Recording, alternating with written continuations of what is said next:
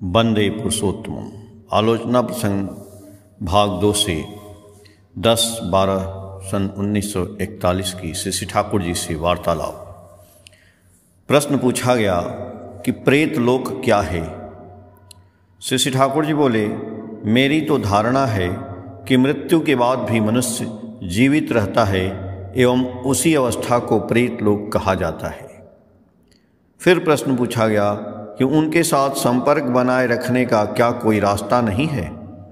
श्री ठाकुर जी बोले, बहुत कुछ तो उस विषय में सुनता हूँ। गोपाल ने तो इन्वेस्टिगेशन अनुसंधान किया था। गोपाल ने पढ़ा था कि कांच की ट्यूब नल में एक चूहा के मरने के बाद रोडोप्सिन स्क्रीन पर हूबहू चूहे के शेप आकृति की एक सूक्ष्म छाया पड़ी थी।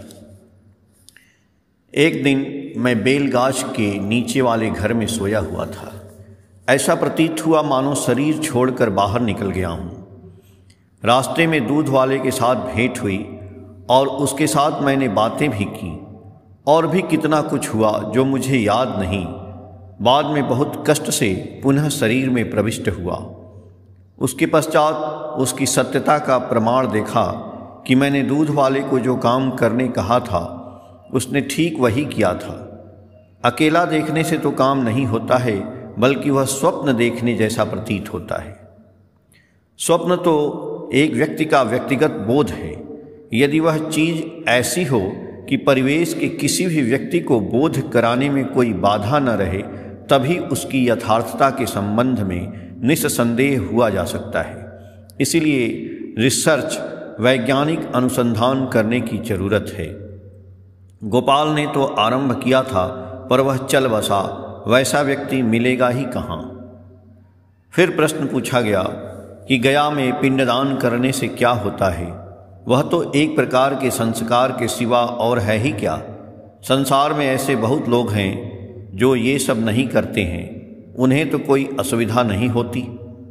श्री ठाकुर जी प्रसन्न चित्त अवस्था में बोले कि गय नाम का राजा की बनाई पूरी गया है। गय शब्द आया है गय धातु से। गय धातु का अर्थ है गान, कीर्तन। मेरी तो धारणा है कि किसी भी व्यक्ति का नाम एक्सीडेंटल, आकस्मिक नहीं होता।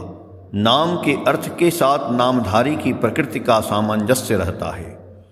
उस गय राजा की जो स्पेशल एक्टिविटी, विशेष कर्म थी, उसकी वहाँ छाप रहना संभव है। अर्थात गया एक ऐसा जगह है जहाँ मनुष्य की स्मृति, मनुष्य के गुण तथा उसकी कीर्ति गाए जाते हैं। उसके बावजूद भी वहाँ रहते हैं सर्वबंधन विमोचन विष्णु पद्म पद्य गदाधर का पाद पद्म। वहाँ का यही महात्म्य है।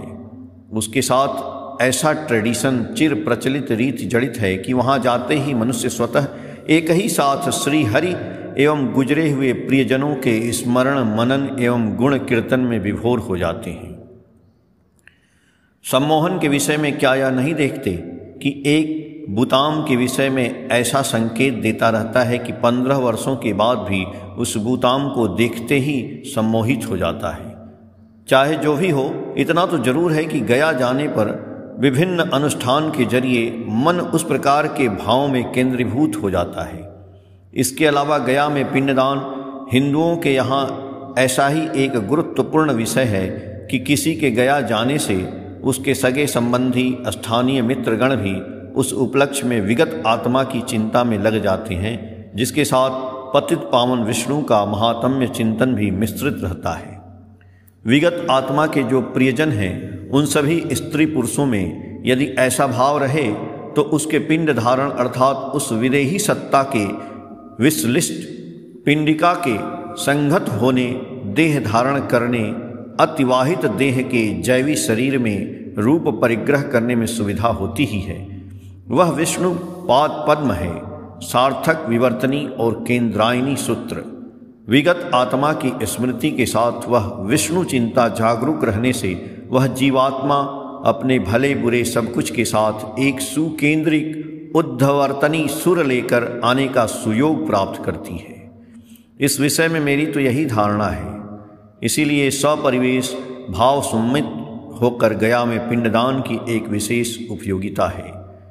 यह मेरा दृढ़ विश्वास है। इसके अलावा पितृतर्पण हिंदुओं का नित्य कर्म है। इससे पितृपुरुषों की स्मृति हम में सक्रिय भाव से जागृत रहती है एवं उनके प्रति श्रद्धा भी संजीवित हो जाती है। वह जीवंत श्रद्धा एवं अभिजात के बोध हमारे चरित्र को बहुत कुछ उन्नत करता है। अनुष्ठानिक भाव से इन्हें करने की इसलिए आवश्यकता है कि ये अनुष्ठान हमारे अंदर के भाव को पुष्ट करते हैं। आचार, अनुष्ठान एवं अभिव्यक्ति यदि बंद कर दिए जाएं तो हृदय के भाव भी धीरे धीरे सूख जाते हैं।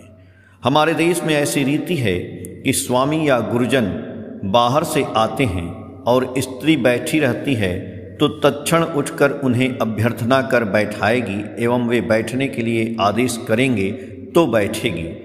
श्री ठाकुर बोलते हुए हठात चौकी पर से उठकर खड़े हो गए और बताने लगे कि किस प्रकार अस्त व्यस्त हो उठकर किस भंगिमा में कैसा आग्रह और विनय सहित गुरुजन की अभ्यर्थना करनी चाहिए। यदि ऐसी अभिव्यक्ति नहीं दिखाए और यह कहे कि दिल में श्रद्धा रहनी चाहिए तो दिल की श्रद्धा भी धीरे धीरे खत्म हो जाती है।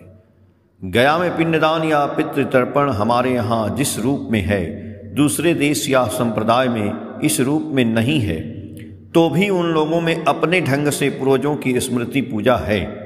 यदि पितृपुरुषों का स्मृति तर्पण न रहे तो कोई जाति महान नहीं हो सकती है।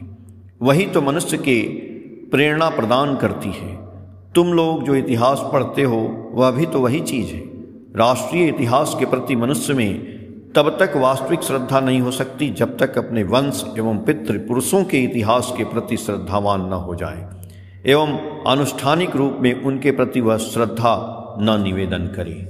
आलोचना प्रसंग भाग 2 से पेज संख्या 5, 6 और 7 से। जय गुरु।